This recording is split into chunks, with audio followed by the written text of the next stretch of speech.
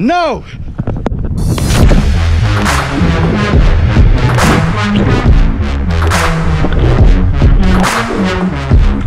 think there's another piece of the leg down there. Oh, you got all three of them? I was gonna say, they stayed in my hand. Yeah! What's up, guys? We are wrapping up another outdoor kitchen. Been on this project for a while this summer. Just kind of as a filler project between everything we had going on. So we did some sod, we did flower beds, we did stone makers, outdoor kitchen, rock work, you name it. So I'm gonna turn this thing on around and let you check it out.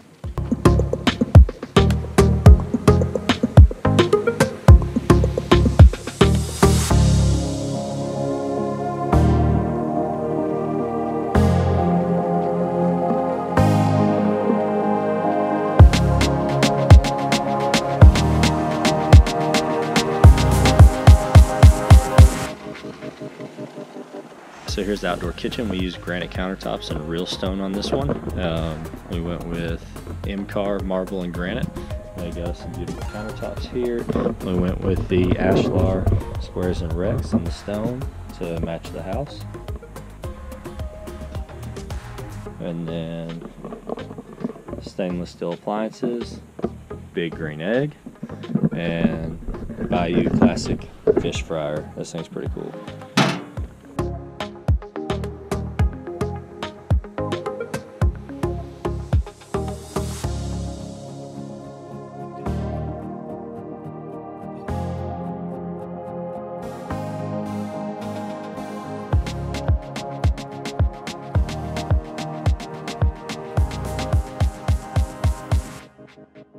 So another thing I was thinking about was with all these influencers and all these people out on YouTube and social media, that they're basically, you're like taking little bits from everybody and they're, you know, you're forming your business model or whatever off of it.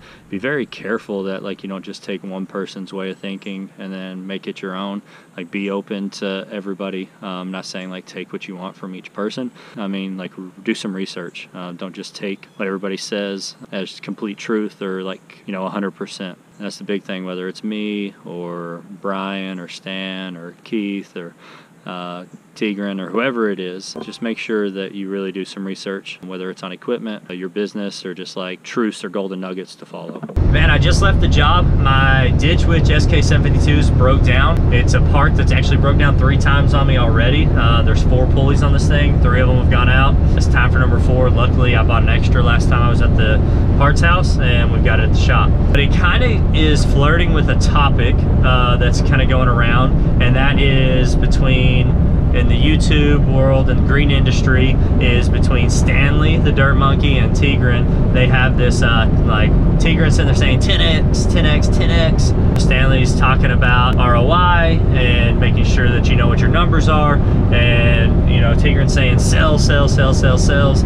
And I don't think either one of them's right or wrong. I think that, you know, for you guys, y'all are gonna judge, y'all consuming this content and you're picking a business model, you're picking someone to follow, and I would say just like tread lightly, because not one of them's completely right, not one of them's completely wrong. Yes, you need sales, but yes, you gotta know what, 1, your ROI is gonna be, 2, what your, you know, what that's actually costing you when it's sitting at home. You know, Tigran touched base on that, you know, $6 an hour is what he was basing off his skid steer, you know, costing him, which is great. That goes right in hand with what, you know, Stanley's talking about. A lot of times, like what your machine cost you, what the money you're losing when it's sitting at your house versus on a job site, which is all great stuff. Something that kind of flirts with that and having those machines is going to be repairs and services. So repairs and services, I feel like you are just wasting money. This is my opinion now. I feel like you are wasting money and profits if you are paying a service department.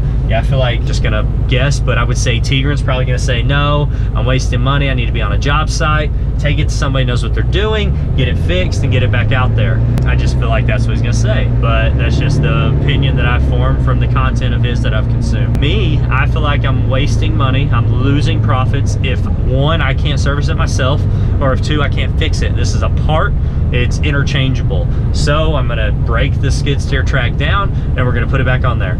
I myself can do it, my lead guy can do it, I've got a shop mechanic, he's probably gonna be the one that can do it. But you know guys, if you don't know how, there's a great thing called YouTube, and look it up and it's gonna teach you how to do it. These bearings came out of our Ditch Witch. Boom.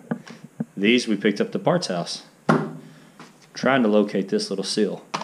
I showed you all that because we were buying these parts from Ditch Witch because our machine was going down. They were selling us like a full hub assembly. So like we had this little piece and we had this deal, and that's what they were selling us. So here it is.